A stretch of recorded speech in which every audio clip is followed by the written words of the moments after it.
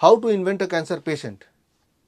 ये टाइटल आपको थोड़ा अजीब अटपटा लग रहा होगा, लेकिन मुझे ये पता है कि ये वीडियो पूरा देखने के बाद दो बातें होंगी। नंबर वन, आपको ये टाइटल परफेक्ट लगेगा, एंड नंबर टू, आपके दिमाग से कैंसर का डर हमेशा के लिए ख़त्म हो जाएगा। पहली बात तो कैंसर क्या है? कैंसर का मतलब है ओवर एक्टिव सेल्स। कुछ सेल ज़रूरत से ज़्यादा एक्टिव हो जाते हैं, उसे बोलते हैं कैंसर। ये मेलिग्नेंसी बोलो, कैंसर बोलो, या ओवर एक्टिव सेल बोलो। कैंसर अपने आप में कोई बीमारी नहीं है।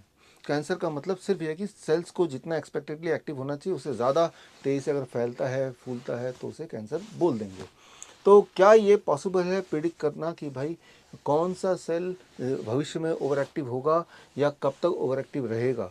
ये बात को समझने के लिए आपको एक सवाल का जवाब देना होगा, वो ये कि क्या आप प्रिडिक्ट कर सकते हैं कि इन दोनों जो आप देख रहे हैं प्लांट्स, इनका भविष्य क्या होगा, कल क्या होगा, परसों क्या होगा।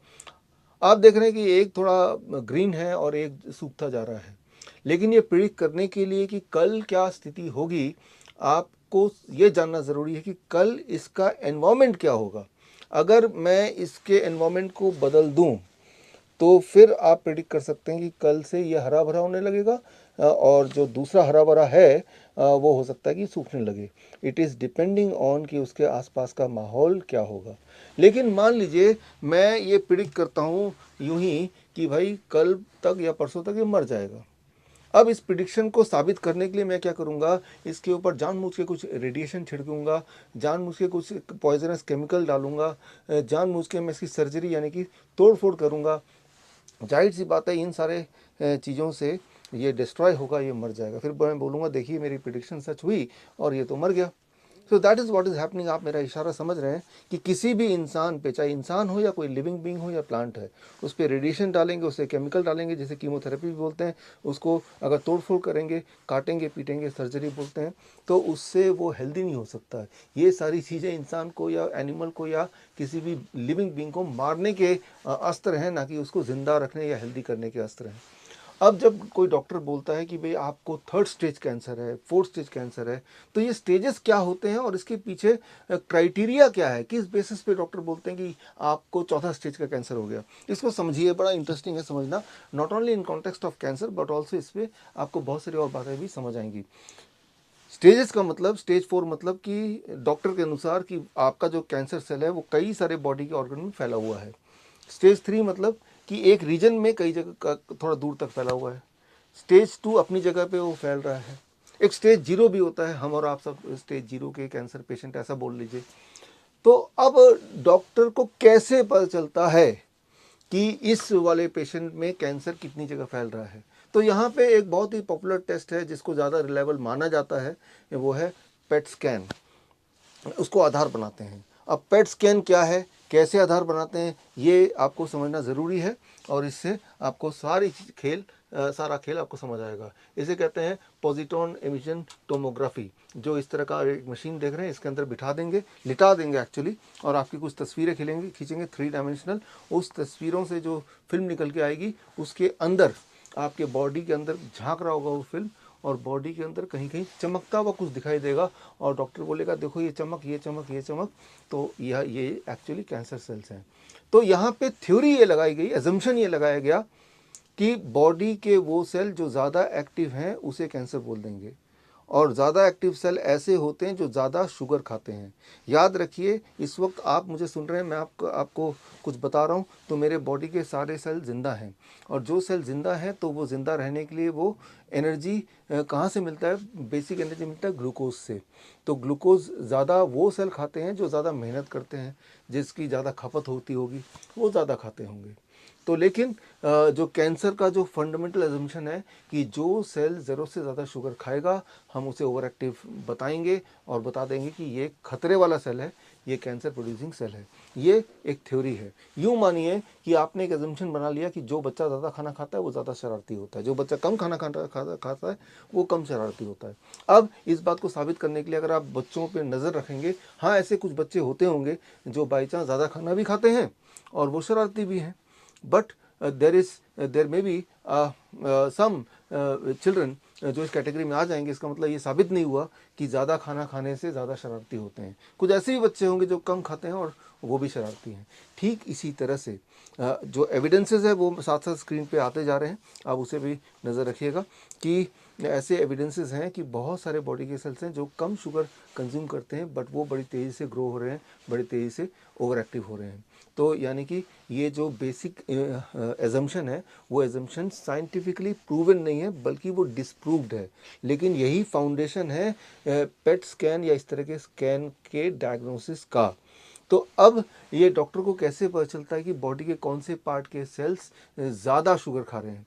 उसके लिए पहले तो पेशेंट को बोलते हैं कि एक दिन तक आप कुछ खाना मत खाओ, फास्टिंग पे रहो, करीब कम से कम 18 घंटे।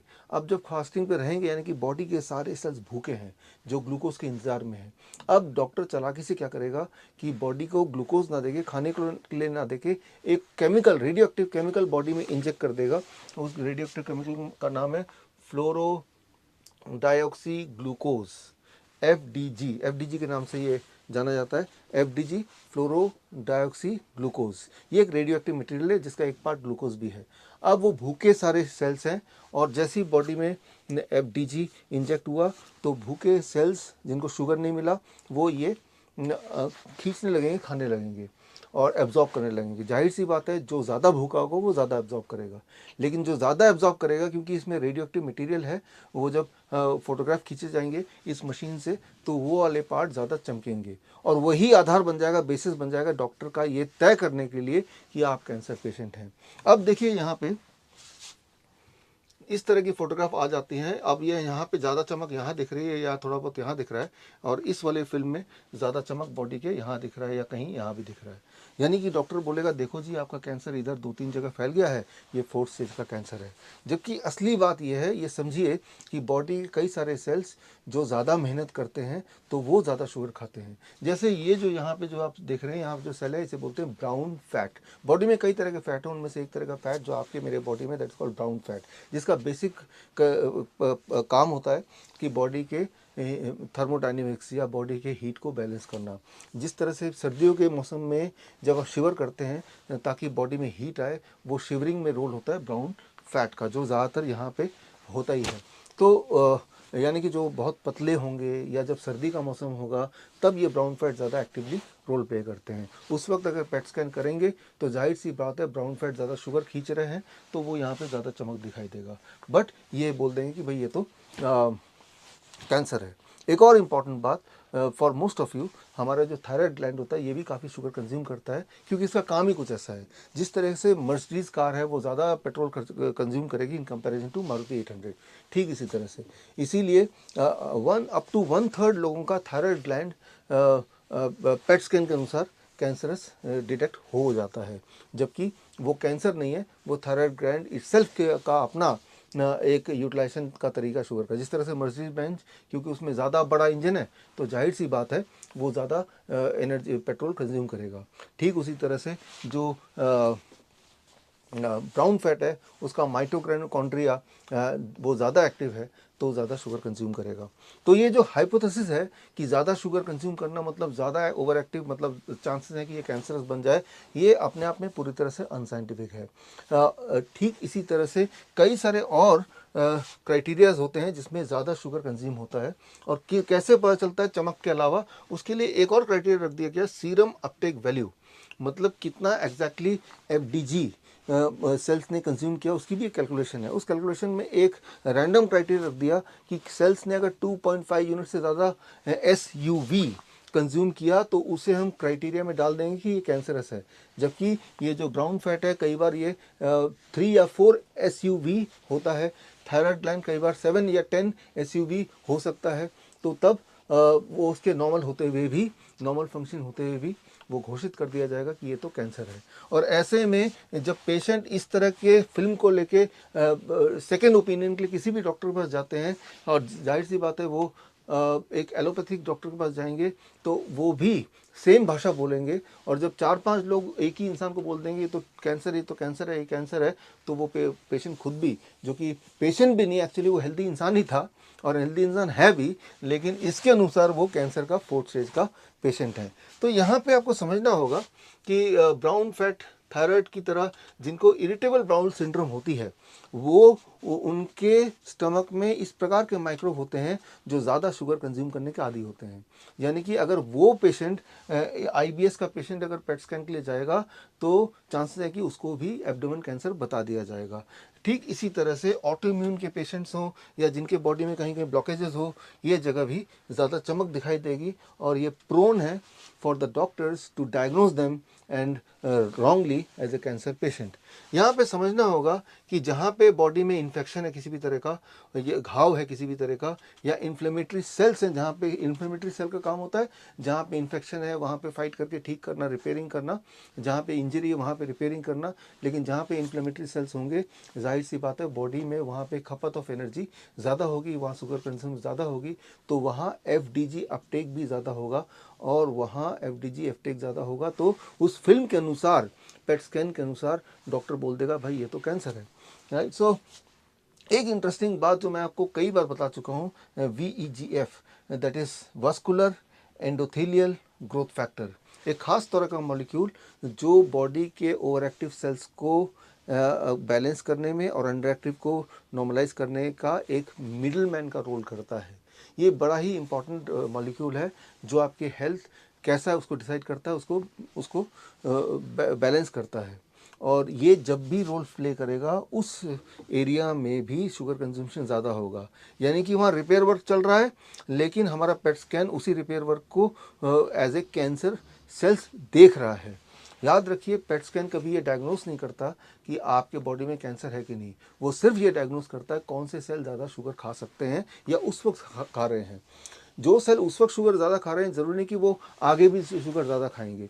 जब वो उनकी हीलिंग हो जाएगी, हीलिंग टिश्यूज़ जो हैं, हीलिंग बोन्स जो है, जब हीलिंग पूरी हो जाएगी तो उसमें शुगर कंजम्पशन कम हो जाएगा। तो यहाँ पे एक मैं एक्सपेरिमेंट बताता हूँ जो आप करके देख सकते हैं इन सारी थ्योरी को समझने के लिए। मान लीजिए आप पेट स्कैन में के लिए जा रहे हैं और मैं आपके पेट स्कैन को मैनिपुलेट करना चाहता हूं, तो मैं आपको बोलूँगा जाने से 1 घंटे पहले आप अपने एक हाथ को बहुत कई बार हिलाइए, आप डंबल लेके थोड़ा एक्सरसाइज कर लीजिए 15 मिनट। अब जब एक्सरसाइज करेंगे तो यहाँ जो मसल टिश्यूज़ हैं वो भूखे हो जाएंगे और अब जब आप पेट स्कैन में जाएंगे तो जाहिर सी बात है the FDG uptake because of those muscle activity in those muscles will be higher. तो यानी कि डॉक्टर बोलेगा यार आपके तो हाथ में कोई ट्यूमरस ग्रोथ होने वाला है, ये हाथ तो काट देना चाहिए, राइट। जबकि वो सिंपल बात ये थी कि आपने उस हाथ को ज़्यादा हिलाया डुलाया है एंड वहाँ पे जो शुगर की रिक्वायरमेंट ज़्यादा हो गई है, एज सिंपल एज दैट। ज़रा सोचिए जिनके बच्चे हैं, छोटे बच्चे, बच्चों की जो भूख होती है वो डिपेंड करती है कि बच्चों का मूड कैसा है, उसने कौन सा काम किया, खाने पे क्या उसके फेवरेट खाना है कि नहीं, अभी अभी खाना खाया है कि नहीं, राइट, वो बीमार तो नहीं है। तो कई सारे फैक्टर्स पे डिपेंड होता है कि वो इस एक पर्टिकुलर टाइम पे कितना खाना खाने वाला है, वो वेरिएबल होता है depending on so many factors, right. So ठीक उसी तरह से हमारे बॉडी के सेल्स भी कितने भूखे हैं वो कई सारे फैक्टर्स पे डिपेंड होता है, वो एक तरह का खाना या एक जितना शुगर रोज कंज्यूम नहीं करते। एक और एग्जाम्पल मैं लेता हूँ, जब पेट स्कैन हो रहा हो उस दौरान, पेट स्कैन के दौरान आप अगर ज़्यादा बात करेंगे तो जाहिर सी बात है यहाँ पे रिक्वायरमेंट ऑफ शुगर बढ़ जाएगी क्योंकि यहाँ पे मसल एक्टिविटी हो रहा है। और ऐसा देखा गया है कि फिर ये वाले पोर्शन में चमक ज़्यादा दिखेगी, यानी कि डॉक्टर्स के क्राइटेरिया के हिसाब से you have a oral cancer. या फिर बड़ी इंटरेस्टिंग बात है यहाँ पे कि आपको अगर मैं ये साबित करना चाहूँ कि आपको कैंसर, ये जो वो आपका जो पेट स्कैन आया उसको बिल्कुल बदल दूँ, उलट करना चाहूँ, तो मैं आपको पेट स्कैन से पहले खिला पिला के भेजूँगा। अब आपके बॉडी के सारे सेल्स में शुगर ऑलरेडी है जितना उनको चाहिए, तो वो भूखे है ही नहीं। तो उनके अब जब डॉक्टर FDG इंजेक्ट करेगा तो वो FDG को वो वाले सेल जो जिन्होंने पहले भूखे होने की वजह से एक्सेप्ट किया था अब एक्सेप्ट नहीं करेंगे। जाहिर सी बात है जहाँ चमक आ रही थी वो चमक नहीं आएगी और डॉक्टर बोलेगा देखो जी आपका तो कैंसर ठीक हो गया, राइट। या फिर एक बात जो हमें समझनी होगी, वुमेंस में, महिलाओं में जब मेंस्ट्रुएशन साइकिल के नज़दीक, ओवुलेशन डे के नज़दीक यूट्रस एंड ओवरी की एक्टिविटी ज़्यादा होती है, वहाँ शुगर अपटेक ज़्यादा होता है, तो वहाँ पे FDG अपटेक भी ज़्यादा हो सकता है या होता है, जिससे डॉक्टर रॉन्गली कैन डायग्नोस कि आपको ओवरियन कैंसर हो गया या यूट्रस में कैंसर हो गया या सिस्ट कहीं बनी होती है, तो सिस्ट भी अक्सर ज़्यादा शुगर अपटेक करता है, तो उसको भी बोल देंगे देखो ये तो कैंसर है। तो या फिर एक एक्सपेरिमेंट जो among the males, right, males before the PET scan से पहले अगर कोई इरोटिक मटेरियल उन्हें दिखा दिया जाए, कोई पोर्नोग्राफी उन्हें दिखा दिया जाए, और उसके बाद जब वो जाएंगे तो जाहिर सी बात है तब उनका टेस्टोस्टेरोन लेवल बढ़ जाएगा ब्लड में, और टेस्टोस्टेरोन लेवल बढ़ने से टेस्टिस में रिक्वायरमेंट ऑफ शुगर बढ़ जाता है उस दौरान, यानी कि अपटेक ऑफ एफडीजी बढ़ जाएगा, जिससे डॉक्टर बोलेगा अरे आपको तो टेस्टिकुलर कैंसर है, जबकि सच बात तो ये है कि जस्ट पेट स्कैन से पहले वो पोर्नोग्राफी देख रहा था। That is the only thing, right. So जो लैक्टेटिंग मदर्स होती हैं, ऐसे मदर जो ब्रेस्ट फीड करती है बच्चों को, उस दौरान जाहिर सी बात है जो ब्रेस्ट के टिश्यूज़ हैं, मसल्स हैं, वो ओवर एक्टिव होते हैं या उनमें रिक्वायरमेंट ऑफ शुगर ज़्यादा होती है, तो वो वाला पार्ट पेट स्कैन के अकॉर्डिंग ज़्यादा शुगर यूटिलाइज पार्ट होगा, तो बोलेगा डॉक्टर बोलेगा देखो this is the breast is over active metabolically, so there is a chances कि आपको ब्रेस्ट कैंसर है, तो इसके लिए आप बायोप्सी कराइए, एफएनएसी कराइए। एक बात याद रखिए, मैं पहले भी बोलता आया हूँ, बायोप्सी से नॉर्मल सेल भी कैंसरस लाइजन में चेंज हो सकता है या होता है। इसके सारे सबूत मैंने इकट्ठे करके द केस अगेंस्ट IMA इसमें डाल दिया है, आप पढ़ सकते हैं। तो कभी भी बायोप्सी मत कराइए। बायोप्सी कराना मतलब खुद ही आप कैंसर को बुला रहे हैं। अब अगर कोई डॉक्टर चाहे आपके पेट स्कैन को मैनिपुलेट करे, तो उनके पास भी इसके अलावा कई सारे और हथियार हैं। सबसे पहले तो FDG डोज कितना ये देते हैं, नॉर्मली 370 यूनिट देते हैं, फॉर एग्जांपल MBQ 370 देते हैं, तो अगर उसको डबल कर दें तो ज़्यादा डोज अगर देंगे, 700 कर दिया, तो भी जाहिर सी बात है ज़्यादा चमक दमक दिखेगी, तो ये बोल सकते हैं देखो जी आपका तो पूरा इतनी जगह पे कैंसर फैल गया। या फिर जो सिरिंज है, सिरिंज के पिस्टन को जब खींचते हैं और तब जो ब्लड आता है थोड़ा सा, वो ब्लड जब अंदर पुश होगा एज ए क्लॉट, तो वो क्लॉट एक हॉटस्पॉट बनाएगा और उससे भी कई बार वहाँ पे अपटेक ऑफ FDG बढ़ जाएगा या जाता है, जिससे that can look like a cancer according to the present protocol set by the PET scan theory. Similarly, pet scan के जस्ट पहले अगर कोई इंसुलिन आप पे लगा दे, तो बॉडी के वो सेल जो ज़्यादा इंसुलिन जिसमें एब्जॉर्ब होगा, उन सेल में FDG भी ज़्यादा एब्जॉर्ब होगा। सो अगर मुझे साबित करना हो कि आप तो कैंसर के पेशेंट हैं और मैं रेडियोलॉजिस्ट हूँ, मैं सिर्फ आपको क्या करूँगा, आपके पेट स्कैन से पहले आपको इंसुलिन 10, 5, 15, 20 यूनिट डाल दूँगा, जिससे आपका जो पेट स्कैन है वो ऑल टुगेदर डिफरेंट हो सकता है या हो जाता है।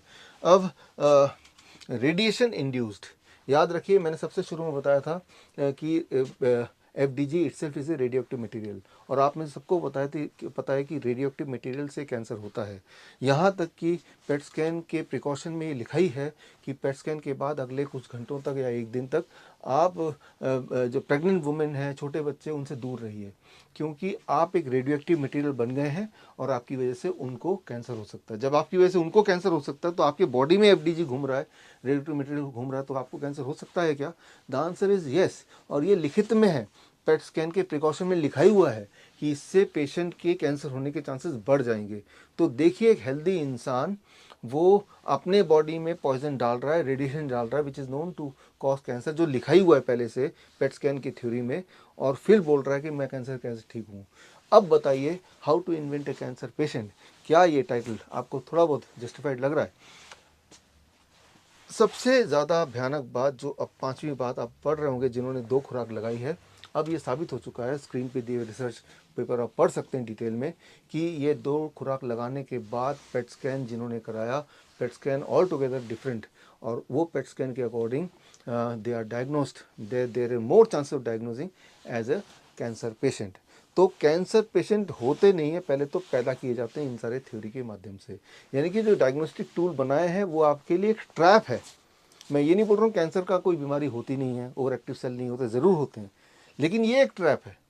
अक्सर मैं मिलता हूँ पेशेंट से, वो आते हैं मेरे पास, बोलते हैं कि भाई मैं कैंसर पेशेंट हूँ, लेकिन जब मैं पूछता हूँ आपको क्या तकलीफ़ है, आपको कोई वीकनेस है, आपको पेन है, लो ग्रेड फीवर है, कोई अनयूजुअल सिम्टम है, तो बोलते हैं नहीं ये सब नहीं है, मुझे कोई दिक्कत नहीं है, सिर्फ ये हमारा जो पेट स्कैन है ये बता रहा है मैं कैंसर पेशेंट हूँ। तो that means they are a part of the trap already, वो ट्रैप में फंस चुके हैं आप, राइट। सो अब सवाल है कि हमें करना क्या है। पहले तो अपनी नॉलेज थोड़ा बढ़ाइए, chemotherapy, radiation, surgery, biopsy, mammogram के बारे में, कि ये क्या करते हैं और कितना किस तरह से ये आपको कैंसर बना सकते हैं। उसके लिए मेरी किताब पढ़िए, one question that can save your life, या मेरी किताब द केस अगेंस्ट IMA, इसमें सारे सबूत दिए हैं। अब आता है करना क्या है। पहला स्टेप, सेफली कैसे डायग्नोस करना है कि आपके बॉडी में ज़्यादा ओवर एक्टिव सेल तो नहीं है। उसके लिए 5 पॉइंट याद रखिए कि पहला, क्या मुझे वीकनेस है लगातार, क्या मुझे लो ग्रेड फीवर है फॉर लास्ट फ्यू डेज, लो 20-25 दिन से 30 दिन से, या फिर क्या मुझे बॉडी में कहीं पेन है लगातार, या फिर कोई अनयूजुअल सिम्टम है, या फिर क्या मेरा हीमोग्लोबिन पिछले कुछ महीनों में लगातार गिरता जा रहा है। तो इनमें से कोई 5 में से कुछ भी है तो समझ लीजिए आपके बॉडी में कहीं ना कहीं ओवर एक्टिव कुछ एक्टिविटी चल रही है। इतना ही काफ़ी है। अब है कि ठीक कैसे होना है। ठीक कैसे होना है, यहाँ आप सारा ले सकते हैं 2017 Nobel prize winning science, circadian rhythm. Circadian rhythm मतलब आपकी बॉडी की क्लॉक अगर वो बिगड़ जाती है तो याद रखिए कि आपके बॉडी में ओवर एक्टिव सेल्स होंगे, जिससे आपको इस तरह की दिक्कतें आएंगी जो नॉर्मल दुनिया में उसको कैंसर बोला जाता है। तो करना क्या है, आपको अपना बॉडी क्लॉक को ठीक करना है। पहला स्टेप ठीक करने का बड़ा ही simple, that is called time as medicine. आप 8 घंटे के ब्रैकेट में खाइए, 10 AM to 6 PM, जो भी खा रहे हैं, जितना भी खा रहे हैं। 16 घंटे रोज फास्टिंग कीजिए। वो जो फास्टिंग वाला टाइम है उसमें बॉडी का एक मैकेनिज्म एक्टिव होता है, दैट इज कॉल्ड ऑटोफेजी, जिससे बॉडी के ओवर एक्टिव सेल धीरे धीरे अपनी एक्टिविटी को ठीक करने लगते हैं, एक नॉर्मलाइज करने लगते हैं। तो ये पहला स्टेप है जो कि बहुत ही आसान है, कोई भी कर सकता है कहीं बैठ के। क्या खाना है, कितना खाना है, इस पर बात नहीं कर रहा हूँ मैं। पहले ही बात ये कर रहा हूँ कि आपको सिर्फ 8 घंटे के ब्रैकेट में खाना है, 16 घंटे बिना खाए रहना है, उस दौरान पानी पी सकते हैं। स्टेप 2, 8 घंटे जो खा ही रहे हैं, जिनको बड़ी तेज़ी से ठीक होना है, उस दौरान भी आप एक न्यूट्रिशियस डाइट लीजिए, जैसे DIP डाइट। याद रखिए, जो लोग DIP डाइट को समझते हैं कि DIP डाइट का एक पार्ट सनलाइट एक्सपोजर भी है। कम से कम 20-30 मिनट धूप में अपने आप को दिखाइए, धूप में रहिए। तो ये DIP डाइट हो गया second step. Third step, 0 volt therapy. याद रखिए, आपकी बॉडी की वोल्टेज जब 0 होती है तब आपकी इम्यूनिटी पीक पे होती है। जब इम्यूनिटी पीक पे होगी तो बॉडी के अंदर जो भी ओवर एक्टिव या अंडर एक्टिव सेल्स हैं वो नॉर्मलाइज होने लगते हैं। तो 0 वोल्ट पे रहने के 2 तरीके हैं। आप ज़मीन से टच में रहिए। जैसे नंगे पैर अगर आप ज़मीन पे चलेंगे, मिट्टी में चलेंगे, घास में चलेंगे, तो ज़मीन से कांटेक्ट में रहते हैं, उस वक्त आपकी बॉडी की वोल्टेज अगर आप मेजर करेंगे, इट विल बी 0 वोल्ट। या मैंने अपने बहुत सारे वीडियोस में ऑलरेडी बताया कि 0 वोल्ट बेडशीट बनाइए, रात भर उसी पे लेटिए, जैसा हम अपने हॉस्पिटल्स में करते हैं, जैसा मैं अपने पेशेंट को रिकमेंड करता हूँ। ये तीनों स्टेप अगर आप करेंगे तो एविडेंस ये कहता है कि वो जो 5 बातें मैंने बताई थी वो सिम्टम्स कम होने लगेंगे। अगर सिम्टम कम हो रहे हैं तो आप ठीक हो रहे हैं, सिम्टम बढ़ रहे हैं तो आप बीमार पड़ रहे हैं। बस इससे आगे डायग्नोसिस का कोई मतलब नहीं है। बेसिक फोकस क्या है कि मेरी आयु बढ़ जाए, बेसिक फोकस क्या है, मेरी क्वालिटी ऑफ लाइफ बढ़ जाए। अब एक सवाल आप पूछ सकते हैं, जिन डॉक्टरों को कीमोथेरेपी रेडिएशन के लिए बोला है, सर्जरी के लिए बोला है, कि मैं आपके बोलने से कराऊंगा, लेकिन क्या कोई एविडेंस है कि जिन लोगों ने कीमोथेरेपी कराया है उनकी क्वालिटी ऑफ लाइफ बढ़ गई हो, उनका ओवरऑल लाइफ स्पैन बढ़ गया हो in comparison to in the similar circumstance जिन्होंने नहीं कराया। इस पे बहुत सारे रैंडमाइज कंट्रोल ट्रायल हो चुके हैं ऑलरेडी दुनिया में, वो रिकॉर्ड्स में है, जिससे साबित होता है जिन्होंने कुछ नहीं कराया they had a longer life, more enjoyable life in comparison to जिन्होंने डॉक्टर के बोलने पे कीमोथेरेपी रेडिएशन सर्जरी कराया है। सारे एविडेंसेस मैंने अपनी किताबों में दे दिया है। तो मोस्टली जितनी सारी बातें मैंने बताई, इसी से आपको रिलीफ मिल जाएगा। और अभी भी कुछ पेशेंट अगर ऐसे हैं जिनको ये सब करने के बाद भी रिलीफ नहीं मिला या उतना रिलीफ नहीं मिला, तो इंतज़ार कीजिए मेरे अगले किताब का नाम है how to invent a cancer patient. All the best, जय हिंद। अगर आप life saving videos, health tips के रेगुलर अपडेट चाहते हैं, हमसे व्हाट्सएप से जुड़ना चाहते हैं, तो स्क्रीन पे दिए हुए नंबर पर व्हाट्सएप कीजिए अपना नाम।